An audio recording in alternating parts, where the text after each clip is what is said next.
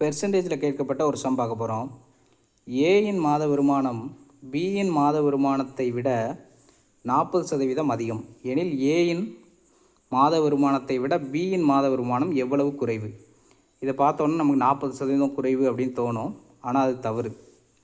இதை எப்படி செய்யணும் அப்படின்னா, ஃபஸ்ட்டு ஏயின் மாத சம்பளத்தை எழுதுங்க. ஏ வந்து 40% அதிகமாக, அதனால் 140 அப்படின்னு எழுதியிருக்கேன்.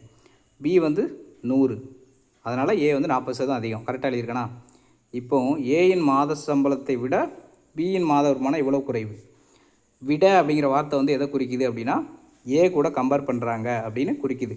இதனால் ஞாபகம் வச்சுக்கோங்க, விடங்கிற வார்த்தை எது கூட கம்பேர் பண்ணுறோங்கிறதுக்காக தான் அந்த வார்த்தையை கொடுக்குறாங்க. ஸோ 140 கீழே வச்சுக்கணும். சரிங்களா? இங்கே பாருங்கள், 140 கீழே வச்சுட்டு எவ்வளோ குறைவுங்கிறத மேலே வச்சுருக்கேன். 140க்கு 100 குறைவு. அப்போ 100க்கு எவ்வளோ குறைவு? எவ்வளோ குறைவுன்னு தானே கேட்டிருக்காங்க. இதை கேன்சல் பண்ணிங்கன்னா என்ன இருக்கும்? 400, மேலே 400 வரும், கீழே வந்து 14 வருமா? இதை மறுபடியும் கேன்சல் பண்ணிங்கன்னா 200/7 வரும்.